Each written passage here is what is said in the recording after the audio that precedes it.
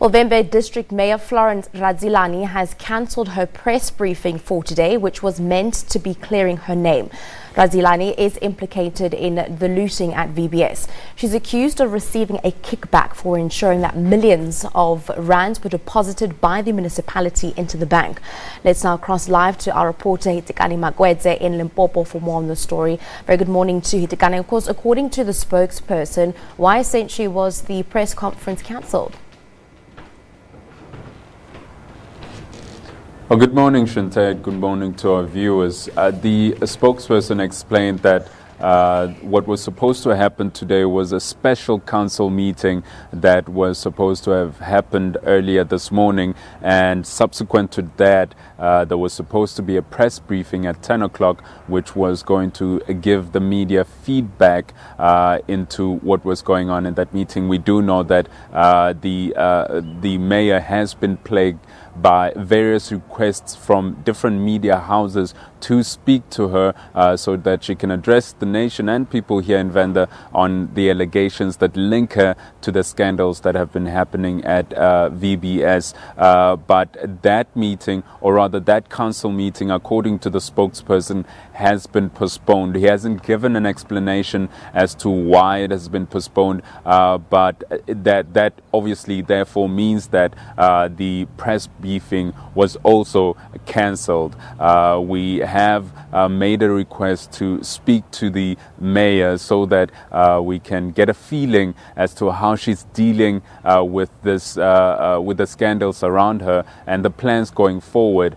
We have seen quite a number of people linked to the VBS scandal via the Great Bank Heist report coming out to explain themselves, and we expected that the mayor would be doing that today, but we are still here at the Vhembe District Municipality awaiting to see if we can get a chance to afford the mayor the platform to clear her name, Shantae. She's not the only one that has been implicated in this, as well as the ANC in Limpopo, Mr. Danny Msiza, of course, the Treasurer General. Have we heard any viewpoint from him in also wanting to come out and clear his name at this point? Well, we do know that Mr. Danny Msiza had given the advocate, the curator, Mr. Termutau, just until Monday, this past Monday, to retract his linkage within the report to the scandals that happened at VBS. But we also know that Mr. Mutau didn't adhere to that deadline. We haven't heard anything in terms of what steps he has taken, any legal decisions that he has taken to take the advocate to court or anything like that. We haven't heard any court papers being served to Mr. Mutau or any such movement from Mr. Msiza's side. But we also know that there have been multiple meetings happening within the ANC. We know that the ANC within the province was called up to the Lutuli House to answer and discuss these scandals that link strongly ANC members within the province to VBS. But we also have been alerted that there may be meetings taking place today with the ANC and the different mayors who are linked to the scandals within VBS across the province. So we'll be keeping an eye on that.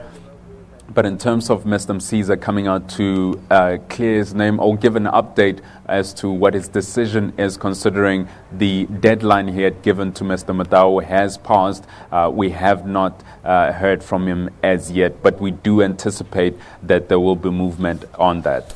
Hitekani, how essentially would you describe the mood in and around Thohoyandou following the VBS report? Hearing some of the workers saying that they had defended VBS when the initial reports of illegal activity had come forth to the customers, and they say that we are now the same people that are the enemies in their communities.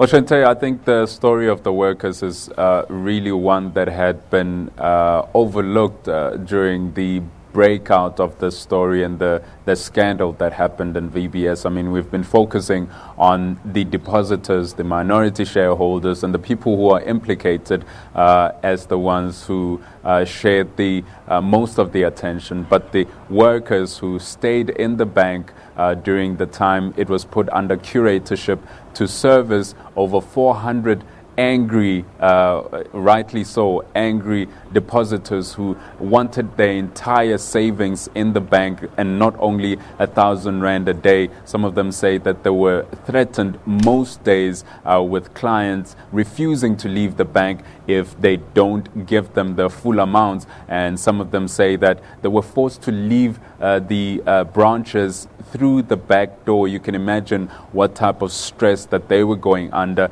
considering also on top of that, that the people who are angry at them are their own community members, their own neighbors. So it doesn't guarantee them that leaving with the back door, that it doesn't guarantee their safety. They stay in the community, and they defended this bank when there were scandals. And now, after defending the bank for multiple months, they lose their jobs and say that they're giving severance packages that are not close to being enough for the amount of service and the amount of years that they've given to the bank. We spoke to one worker who says she has a chronic heart disease and will not be able to fare the medical bill. So the amount of stress that's on her right now, and the situation doesn't guarantee that she'll be able to get